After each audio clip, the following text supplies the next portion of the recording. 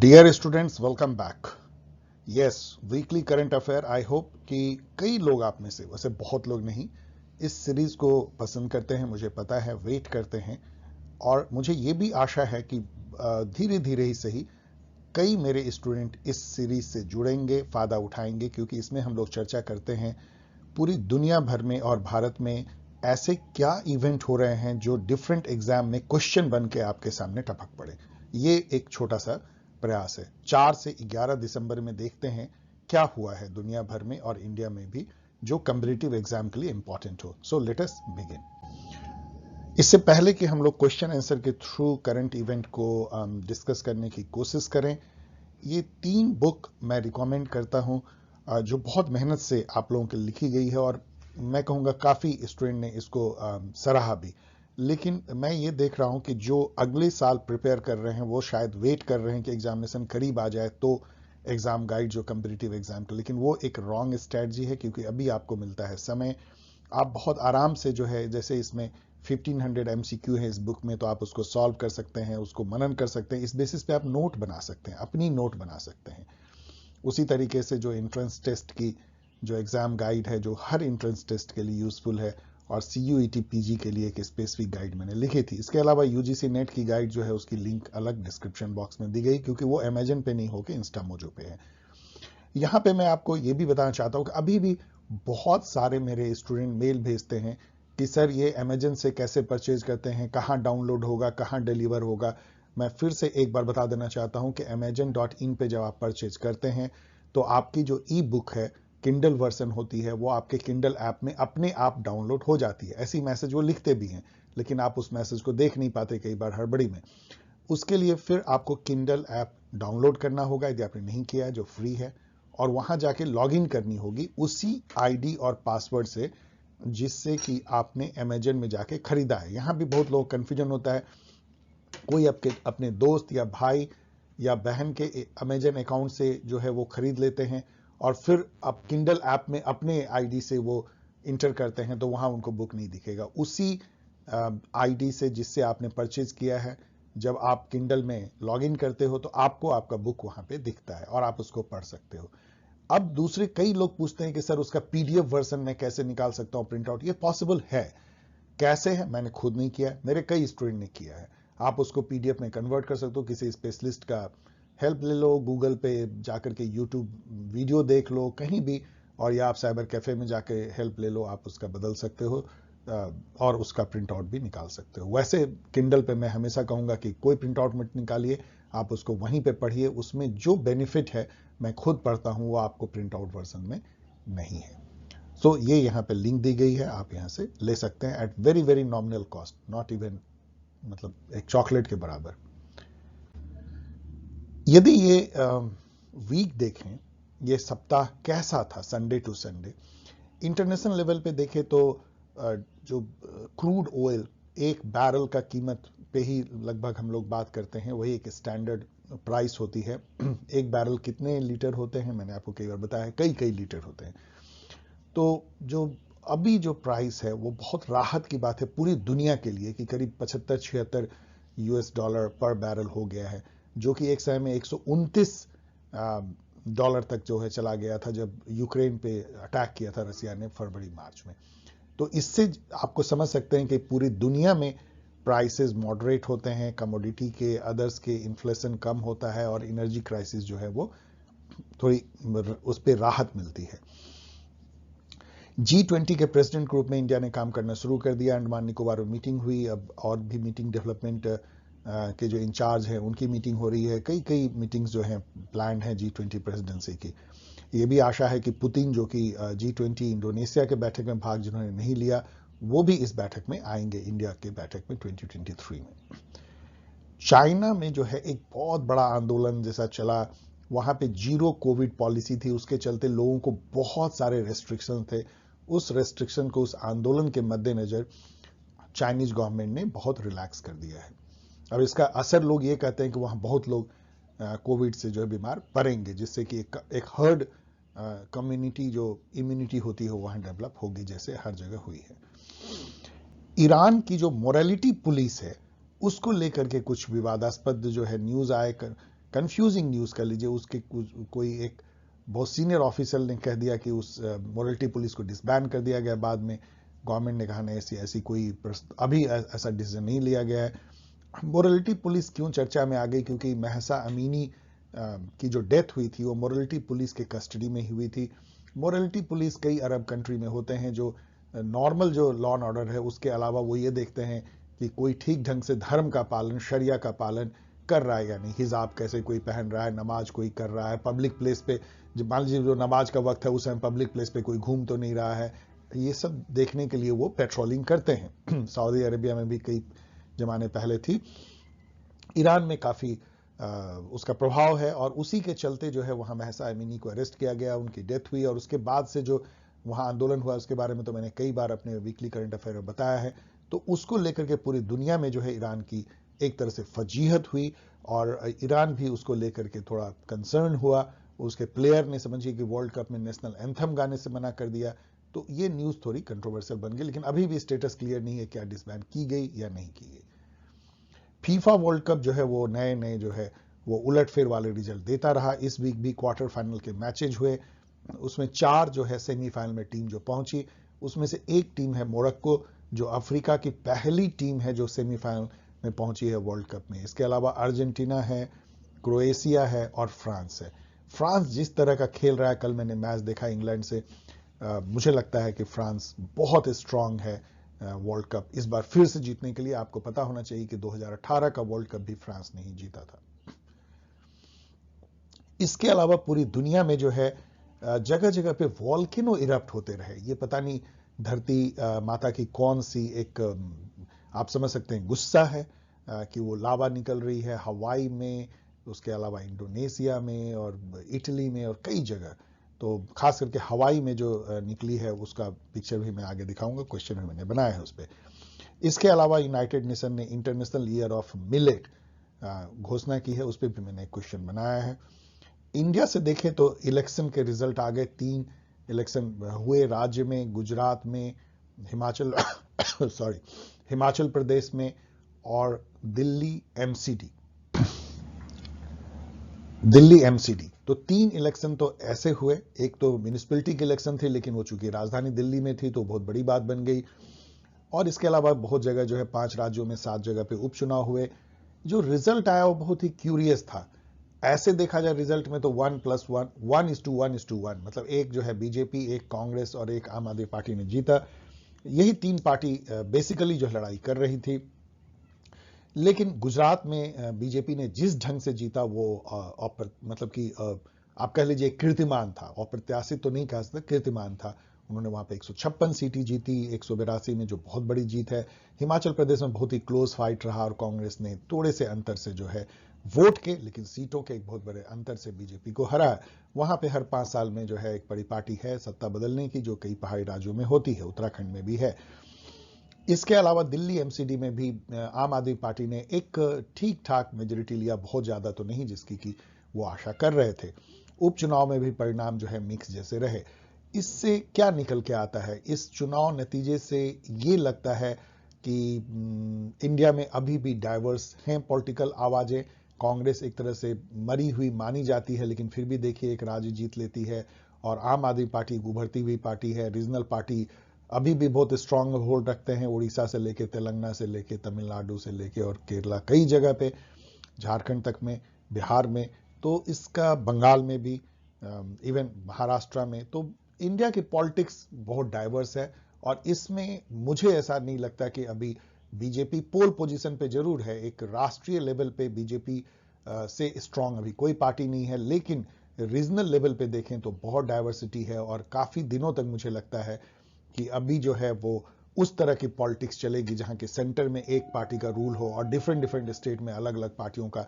तो जो real federalism है, भले कॉन्स्टिट्यूशनली हम एक सेंट्रलाइज फेडरलिज्म हमने डिजाइन किया है, लेकिन इन प्रैक्टिस बिकॉज अलग अलग पार्टी राज करती हैं सेंटर और स्टेट में, तो हमें एक रियल प्रैक्टिकल फेडरलिज्म, जिसका कई बार जो है उसका निगेटिव भी होती है, टकराव होता है, वो भी देखने को मिल सकता है, जो अभी हाल के वर्षों में हुआ है। डेटा प्रोटेक्शन बिल जो है वो दूसरी बार, एक बार उसको हटा लिया गया था, वो पुटअप हुआ है। हम लोग सभी के लिए बहुत बेहद इंपॉर्टेंट है। हम शायद उसके महत्व को बहुत समझना चाहते नहीं हैं, लेकिन हमारी जो पर्सनल डेटा है एक तरह की पूंजी जैसी है, जिसका कि बहुत जगह उपयोग और दुरुपयोग किया जा सकता है, और उसको कैसे रक्षा की जाए इसके लिए एक बिल आ रही है। प्राइवेट मेंबर्स बिल जो है यूसीसी पे, यूनिफॉर्म सिविल कोड पे आई, तो मैंने इस पे एक क्वेश्चन बनाया है, आगे हम लोग चर्चा करेंगे। आरबीआई ने फिर से जो है रेपो रेट इंक्रीज कर दिया। यहाँ पे आपको पता होना चाहिए कि रेपो रेट जो है वो रेट होती है जिसपे आरबीआई बैंक को इंटरेस्ट देती है शॉर्ट टर्म। बैंक को हमेशा जो है फंड की जरूरत पड़ती है शॉर्ट टर्म, वो आरबीआई के पास जाती है, आरबीआई उसको जिस रेट पे देती है, मान लीजिए अभी जैसे 6.5% पे मान लीजिए देती है, तो इससे कम पे बैंक तो किसी को दे नहीं सकता। तो यदि रेपो रेट बढ़ेगी तो उसी अनुसार से जो है बैंक भी अपनी रेट बढ़ा देगा, तो ईएमआई जो है वो हम लोग सबकी बढ़ जाती है। इससे ये क्यों करती है आरबीआई? क्योंकि इसे माना जाता है कि मनी सप्लाई, जो मार्केट में जो मनी है उसकी सप्लाई कम होती है। यदि कम मनी सप्लाई हो तो इन्फ्लेशन को कंट्रोल करने में हेल्प मिलती है, क्योंकि जितना मनी सर्कुलेट करेगा इकोनॉमी में, और गुड्स एंड सर्विसेज तो लिमिटेड है, जितना है उतना ही है, तो ज्यादा मनी और कम गुड एंड सर्विसेज तो महंगाई ज्यादा बढ़ेगी। तो मनी को सक करने के लिए रेपो रेट को बढ़ाया जाता है, लेकिन उससे मिडिल क्लास को घाटा यह होता है कि ईएमआई बढ़ जाती है। गवर्नमेंट और जुडिशरी का टसल ने एक नया रूप ले लिया। किरण रिजिजू जी जो लॉ मिनिस्टर हैं, उन्होंने कह दिया कि एनजीएसी जो है वो उसको खत्म करना ठीक नहीं था। जुडिशरी ने जो कॉलेजियम सिस्टम बना लिया है उसका कोई प्रावधान ही नहीं है कॉन्स्टिट्यूशन में, और जजेज अपॉइंट जजेज वाली जो बात है उस डिबेट को उन्होंने रीइग्नाइट कर दिया। अभी नए नए बने वाइस प्रेसिडेंट धनखड़ जी ने भी इस बात को उठा दिया, और इससे जो है काफी तल्ख जो है जुडिशरी और गवर्नमेंट के बीच में एक तरह से तानातानी जो है शुरू हो गई। जुडिशरी ने यह कह दिया जजेस के बेंच ने कि पार्लियामेंट कभी भी कानून बना सकती है, जजेस के अपॉइंटमेंट को लेकर के वो स्वतंत्र है, लेकिन उसको जो है टेस्ट ऑफ कॉन्स्टिट्यूशनलिटी का स्क्रूटनी तो झेलना ही पड़ेगा। हम तो जुडिशियल रिव्यू करेंगे, और जब तक कि कोई लॉ नहीं बनती है और वो टेस्ट नहीं पास करती है जुडिशियल रिव्यू की, तब तक तो जो हमने लॉ बनाया है वही लॉ है। तो उन्होंने एक तरह से अपने को एजर्ट किया।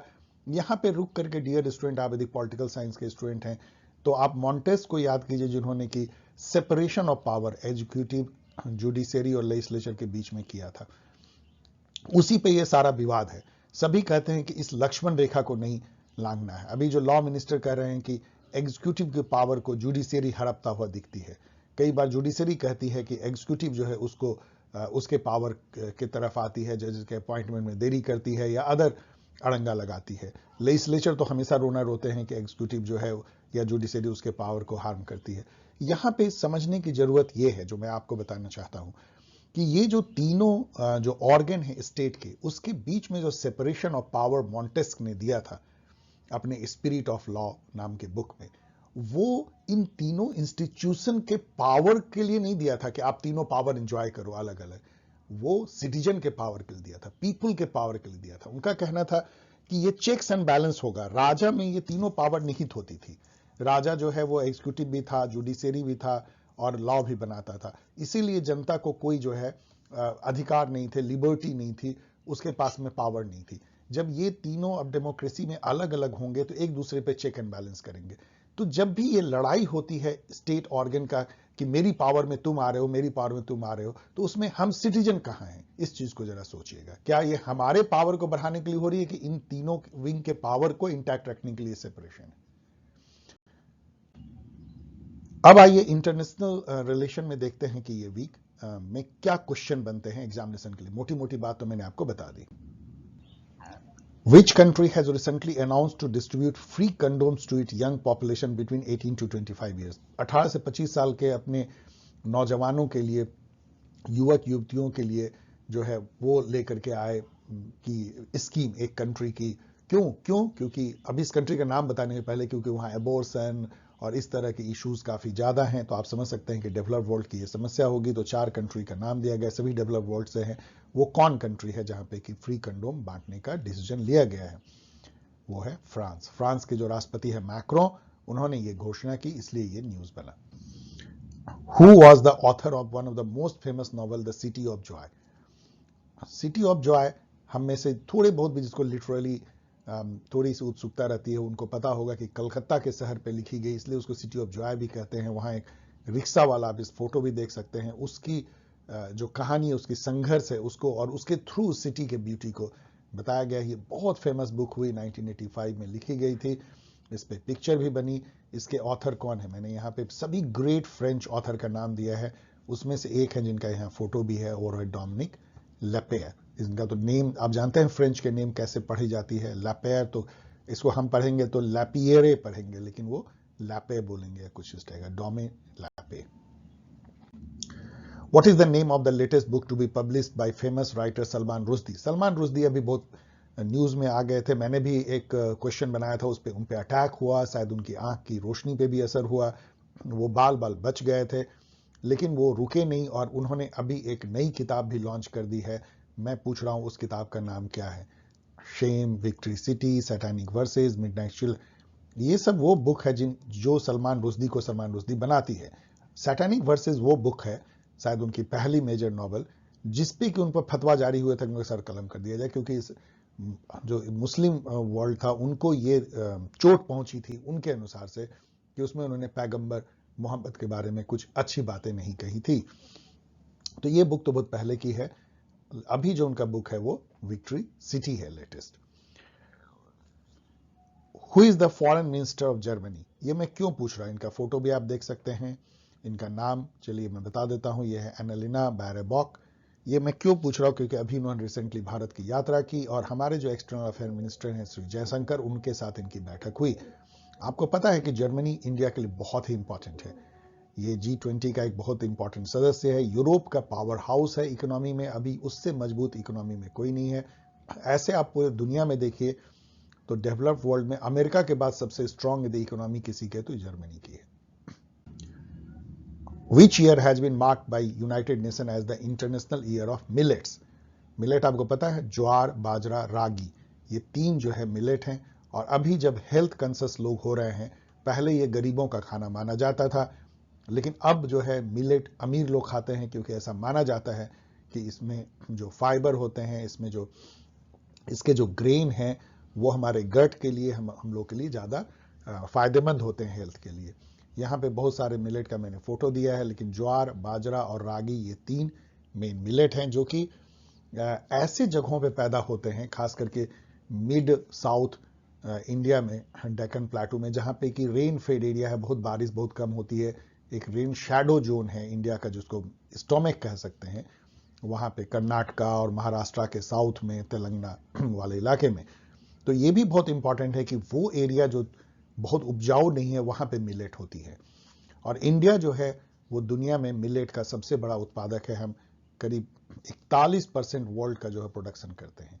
तो हम लोग के लिए बहुत इंपॉर्टेंट न्यूज़ है कि यूनाइटेड नेशन ने 2023 को international year of millet declare किया है। उससे इंडिया को बहुत फायदा हो सकता है, हमारी एक्सपोर्ट बढ़ सकती है।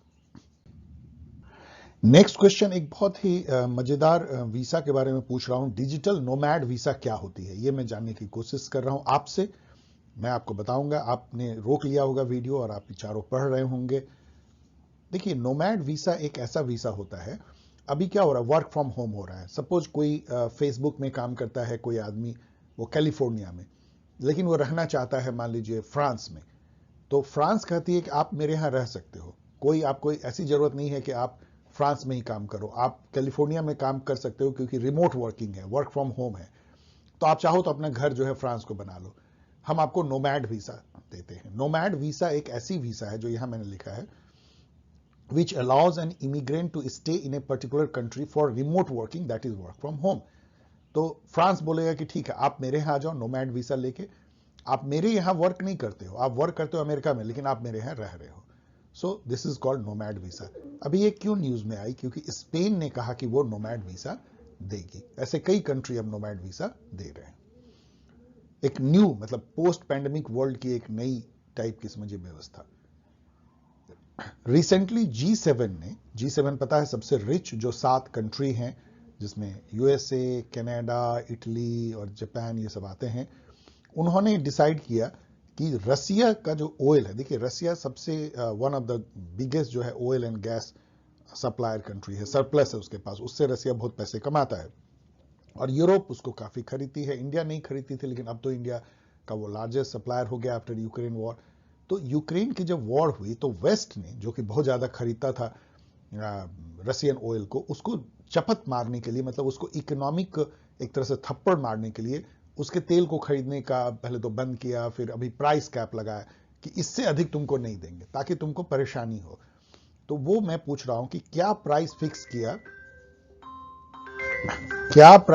किया रसिया ने क्रूड ऑयल का, रसियन क्रूड ऑयल को, यदि वो वेस्टर्न कंट्री खरीदती है या कोई भी जो उस ब्लॉक में जो उसका फ्रेंड है वो खरीदता है, तो वो उन्होंने फिक्स किया $60, जबकि बाजार में कीमत जो है $76 की है, जो मैंने आपको बताया। इससे रसिया इंसेंस्ड हुआ, मतलब गुस्सा हुआ, और उसने काफी कुछ उस पर भी एक्शन लेने की बात कही। तो एक तरह का समझिए कि लड़ाई जो हो रही है रसिया और यूक्रेन की, उसका इकोनॉमिक जो है भी एक बहुत बड़ा डायमेंशन है, वो इस फॉर्म में सामने आती है। दूसरा इकोनॉमी जो है वर्ल्ड एनर्जी और फूड क्राइसिस से गुजरा, इसके चलते सप्लाई चेन डिसरप्शन हुई और कई जगह जो इसने इकोनॉमिक स्लोडाउन भी लाया, शेयर मार्केट भी क्रैश की। तो कई जो जब कहीं लड़ाई होती है तो उसका जो बहुत बड़ा असर जो होता है वो इकोनॉमी पे पड़ता है, और वर्ल्ड इकोनॉमी पे पड़ता है अभी के ग्लोबलाइज्ड वर्ल्ड में। अब आइए फीफा को थोड़ा हम लोग देखते हैं, जो अभी पूरी धूम मचा रही है। फीफा वर्ल्ड कप अपने फाइनल स्टेज में पहुंच गई है, सेमीफाइनल की लाइनअप जो है डिसाइड हो गई है। मैं क्वेश्चन पूछ रहा हूं कि कौन अफ्रीकन कंट्री है जो पहली अफ्रीकन कंट्री बनी जिसने कि वर्ल्ड कप के सेमीफाइनल में कदम रखा। सेमीफाइनल मतलब 4 टीम। अभी 4 टीम कौन कौन पहुंची है, तो चलिए इसका आंसर पहले जान लीजिए। वो है मोरक्को। मोरक्को यदि आप मैप में देखेंगे तो यहां भूमध्य सागर है, इस तरफ समझ लीजिए यूरोप है, और इस तरफ अफ्रीका है, ये अफ्रीका मान लीजिए है। तो अफ्रीका के यहां पे है, तो एक तरह से यूरोप को ओवरलुक करता है एकदम। बस भूमध्य सागर पार कीजिए और आप यूरोप पहुंच जाएंगे। यहाँ पे मोरक्को है, और उसने पुर्तगाल जो है, जो कि बिल्कुल उसका पड़ोसी है, आइबेरियन पेनिनसुला कहते हैं, उसमें स्पेन और पुर्तगाल 2 कंट्री है यूरोप में, यहाँ पे ऐसे हैं, उसको उन्होंने जो है हराया मोरक्को ने। बहुत बड़ी जीत मानी जाती है ये, क्योंकि पुर्तगाल के player Cristiano Ronaldo, Cristiano Ronaldo, sorry मैं नेम यदि ठीक से नहीं ले पा रहा हूं, तो क्रिस्टियानो रोनाल्डो के टीम को उन्होंने हराया। ये बहुत बड़ी बात है, और यहां देखिए लोग कैसे जश्न मना रहे हैं। तो अभी जो 4 टीम पहुंची है, मोरक्को के अलावा 3 टीम जो है वो है फ्रांस, अर्जेंटीना और क्रोएशिया। क्रोएशिया एक सरप्राइज है, लेकिन वहां पे बहुत बड़े एक फुटबॉल प्लेयर हैं, लूका मॉड्रिक कहलाते हैं, वो उसके कैप्टन भी हैं। और फ्रांस तो समझिए कि जिस तरह से खेल रही है, मुझे लगता है कि इस बार भी शायद वो चैंपियन ना हो जाए, क्योंकि 2018 के चैंपियन है, उसमें जो है स्टार प्लेयर भरे हुए हैं। उन्होंने कल इंग्लैंड को हराया एक अच्छे मुकाबले में। अर्जेंटीना जो है लियो मेसी की टीम है। लियो मेसी अपना लास्ट वर्ल्ड कप खेल रहे हैं। लियो मेसी, यदि आपको फुटबॉल से बहुत ज्यादा प्रेम नहीं है, तो वो फुटबॉल के सचिन तेंदुलकर कह लीजिए। वो हैं दुनिया में one of the best player ever, जिसको आप ग्रेटेस्ट ऑफ ऑल टाइम कहते हैं, GOAT। वो GOAT हैं फुटबॉल के, लियो मेसी। क्रिस्टियानो रोनाल्डो भी हैं। तो ये सब का अब अवसान हो रहा है, ये सब लास्ट वर्ल्ड कप है इन ग्रेट फुटबॉल के लीजेंड का। तो लियो मेसी ने अपनी टीम को सेमीफाइनल में पहुंचा दिया। अब देखिए अर्जेंटीना उसके आगे क्या कर पाती है। ये सब जो है ये भी इंटरेस्टिंग और उलटफेर वाले जो रिजल्ट रहे, आप इन सबको देख सकते हैं। जैसे क्रोएशिया ने ब्राजील को हराया, जो कि फीफा में वर्ल्ड नंबर 1 है। अब जो मैंने आपको बोला कि धरती पता नहीं क्यों गुस्सा हो रही है और हर जगह आग उगल रही है, हर जगह मीन्स कई जगह पे, तो उसका एक फोटो यहाँ पे देखिए कि किस तरह से हवाई, जहां पे कि सेकेंड वर्ल्ड वॉर इसी से शुरुआत हुआ था, जहां जापान ने बम बरसा दिया था, उसी आइलैंड को अमेरिका का हवाई, प्रशांत महासागर में आइलैंड है, लोग घूमने जाते हैं। वहां पे एक बहुत फेमस वॉल्केनो है, उसका नाम है माउंट लोआ। तो माउंट लोआ जो है इरप्ट कर गई, और वो ऐसा दर्शनीय सीन हो गया कि लोग उसको देखने के लिए भी जाने लगे। इसके अलावा इंडोनेशिया में जो माउंट सेमेरू है वो भी इरप्ट की। इसके अलावा इटली की स्ट्रॉम्बली जो वॉल्केनो बहुत फेमस है ज्योग्राफी के स्टूडेंट के लिए, वो भी अभी हाल में इरप्ट कर गई। और हवाई में ही जो है किला युए वॉल्केनो, जो इसके बगल में ही है, वो भी इरप्ट की। तो इतने सारे वॉल्केनो एक ही साथ 10-15 दिनों में इरप्ट होना, अगेन मैं तीसरी चौथी बार बोल रहा हूं कि पता नहीं क्या धरती मां को गुस्सा आ रहा है, आप जो भी कह लीजिए।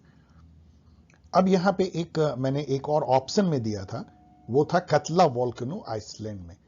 यहां ये ऐसा नहीं है कि अभी ये कोई कतला वॉल्केनो जो है वो इरप्ट हुई है। ये मैं इसलिए बता रहा हूं कि बड़ा इंटरेस्टिंग न्यूज आया, अब यहां पे देख सकते हैं इस फोटो को भी, कि वो एक ऑडिटोरियम में 100 साल पहले जो लावा इरप्ट हुई थी उसको उन्होंने रखा है, और उसको वो रीहीट करते हैं और फिर वो लावा बन जाता है, और उसको ही पिघले हुए लावे को यहां पे वो लुढ़काते हैं और दर्शक ऑडिटोरियम में देख के ताली बजाते हैं। तो ये एक लावा टूरिज्म जिसको कह सकते हैं वो आइसलैंड में हो रहा है, और इतनी गर्मी हो जाती है आसपास में कि लोगों को फील होता है कि एक्चुअल में वो जो है लावा को फ्लो करते हुए देख रहे हैं। तो ये भी एक इंटरेस्टिंग न्यूज है। आइए अब इंडिया के कुछ न्यूज को देखते हैं, जिसका कि एक खाका मैंने तो पहले ही खींच दिया था। Who was the chairperson of the data protection committee, जिसके रिकमेंडेशन पे अभी डेटा प्रोटेक्शन बिल जो है प्रस्तुत हुआ है। मैंने आपको बताया कि डेटा प्रोटेक्शन बिल जो एक बार हटा लिया गया था, फिर गवर्नमेंट उसमें काफी चेंजेस ला करके अभी प्रस्तुत किया, उस पर भी काफी विवाद उठ रहे हैं। तो मैं पूछ रहा हूं कि एक डेटा प्रोटेक्शन कमेटी बनी थी, जिसके चेयरपर्सन कौन थे, जिनके रिकमेंडेशन पे डेटा प्रोटेक्शन बिल लाई गई है। तो उस जस्टिस का नाम था justice BN Srikrishna. Justice BN Srikrishna आपको इसलिए याद रखना चाहिए कॉम्पिटिटिव एग्जाम के लिए, क्योंकि ये कई कमेटी के जो हैं वो चेयरमैन रहे हैं। मुंबई राइट्स हैं, इसके अलावा तेलंगाना और आंध्र प्रदेश के अलग होने वाली भी जो थी कमेटी, और कई कमेटी आप पढ़ सकते हैं, 3-4 कमेटी जो मेजर बनी है उसके चेयरपर्सन रहे हैं। यहां पे मैं आपको बता दूं कि इस पे विवाद बेसिकली ये हो रहा है कि देखिए, डेटा को प्रोटेक्ट करना है, लेकिन बहुत बड़ा तो खतरा जो है गवर्नमेंट से भी होता है सिटीजन को, क्योंकि सिटीजन की डेटा यदि गवर्नमेंट लेके और उसका कुछ यूज करे, तो जो पॉलिटिक्स में कहा जाता है कि government should be transparent to citizen, but citizen should not be transparent to government. लेकिन उसका उल्टा होता है। इस डिजिटल एज में जो गवर्नमेंट है वो अपनी जनता पर नजर रखती है, सर्विलेंस करती है, तो सिटीजन पूरा दिखते हैं, लेकिन गवर्नमेंट खुद क्या करती है वो सिटीजन को नहीं दिखता है, कैसे वो डिसीजन लेती है बंद कमरों में। तो ये एक डेमोक्रेसी का शायद माइनस है, और उसके लिए भी लोग चिंतित हैं। उसमें भी ये डेटा प्रोटेक्शन बिल कॉन्टेक्स्ट में आ जाता है। फुल फॉर्म दीपम का क्या है? दीपम अभी काफी न्यूज में रहा है, तो आपको मैं हमेशा एक एक्रोनिम बोलता हूं। इसका जो फुल नेम है वो department of investment and public asset management. देखिए ये है क्या, जैसे अभी जो है MTNL और BSNL बहुत ही बीमार हो गई कंपनी, सरकार ने इसको काफी पैसे दिए सेंट्रल गवर्नमेंट ने कि जिंदा रह पाए। तो उसके एवज में सरकार ने कहा कि तुम्हारे पास में बहुत लैंड एसेट है, इन लोगों के पास जगह जगह जो है, इन दोनों कंपनीज के पास में प्राइम लैंड है, तो उसको मोनिटाइज कर दो, उसको बेच दो। तो ये जो बेचने के लिए, उसको मैनेज करने के लिए एक मिनिस्ट्री बनाई गई है, वो उसका नाम है दीपम। उसके थ्रू ही जो है ये सारे जो गवर्नमेंट कंपनीज के जो एसेट हैं उसको वैल्यू की एसेस किया जाएगा, उसकी वैल्यूएशन की जाएगी, और उसको टेंडर फ्लोट करके बेचने की कोशिश की जाएगी। दीपम यूनिफॉर्म सिविल कोड काफी चर्चा में रही, गुजरात से लेकर हिमाचल प्रदेश में। BJP as a political party अपने एक मैनिफेस्टो में भी लेके आती है, और इसकी जो कुछ कोर जो थे कि हम 370 हटाएंगे, उसमें यूनिफॉर्म सिविल कोड भी था। अब देखिए यूनिफॉर्म सिविल कोड, मैं यहां क्वेश्चन बहुत सिंपल पूछ रहा हूं कि UCC यूनिफॉर्म सिविल कोड अपनी इंडियन कॉन्स्टिट्यूशन के किस आर्टिकल में मेंशन्ड है? इसका आंसर तो सीधा है 44। लेकिन यहां आपको समझने की जरूरत है कि UCC है क्या। पहले इसमें सिविल को ध्यान समझिए। इंडिया में जो क्रिमिनल कोड है वो यूनिफॉर्म है। कोई किसी की हत्या करता है, चाहे वो हिंदू, मुस्लिम, सिख, ईसाई, बौद्ध, जैन, लिंगायत, कोई भी हो, किसी सेक्ट का, किसी संप्रदाय का, उस पर एक ही कानून इंडिया में लागू होता है। तो यूनिफॉर्म क्रिमिनल कोड तो ऑलरेडी है। सिविल कोड होता है जिसमें मारपीट, दंगा फसाद नहीं हो रहा है। शादी है, ब्याह है, हेरिटेंस है, तलाक है, ये सब चीजें जो हैं, जो हम जीवन जो जीते हैं उसकी है, तो जीवन, जायदाद, प्रॉपर्टी, तो उसको अभी इंडिया में यूनिफॉर्म नहीं है। हिंदू की अलग है कि वो कैसे शादी करेगा, कैसे तलाक लेगा, और मुस्लिम की अलग है, ईसाई की अलग है, सिख की अलग है। उसको एक करने का एक एम तो है हमारे कॉन्स्टिट्यूशन में कि होनी चाहिए, लेकिन जिस तरह से हमारे पॉलिटी 70 साल में इंडिया में जैसे उसका प्रैक्टिस हुआ, उसमें अब दो धड़े बन गए हैं। एक फॉर है यूसीसी, एक अगेंस्ट है।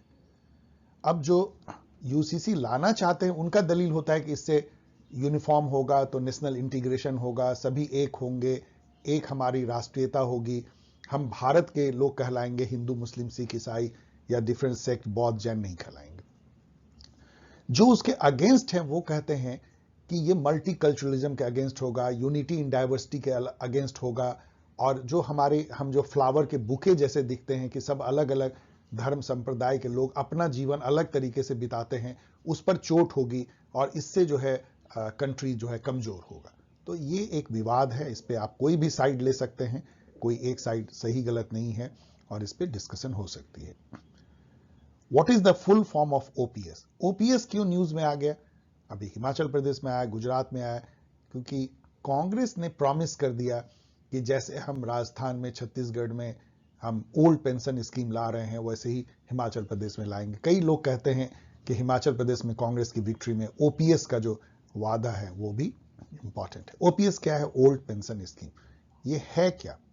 देखिए, 1 जनवरी 2004, वाजपेयी जी उस समय प्राइम मिनिस्टर थे, बीजेपी गवर्नमेंट ने यह डिसीजन लिया कि अब कोई भी यदि सरकारी कर्मचारी ज्वाइन करेगा 1 जनवरी 2004 के बाद, तो उसको ओल्ड तरीके से पेंशन नहीं मिलेगा। उसको एक पेंशन फंड बनाया जाएगा, उसमें उसके सैलरी से कुछ पैसे हर महीने उसमें जाएंगे, उतना ही पैसा जो है वो, या उससे कुछ ज्यादा पैसा, जो भी पैसा है वो एम्प्लॉयर उसमें डालेगा, मतलब सरकार डालेगी, और उसको शेयर मार्केट या इक्विटी मार्केट या कह लीजिए इन्वेस्ट किया जाएगा, उसमें एक कॉर्पस बनेगा और उससे आपको पेंशन दिया जाएगा। पहले जो पेंशन थी, ओल्ड पेंशन स्कीम, वो ये थी कि आपको हर महीने आपके सैलरी का एक परसेंटेज जो है वो गवर्नमेंट, सरकार कंट्रीब्यूट करेगी। पेंशन कंट्रीब्यूशन उसको कहते थे।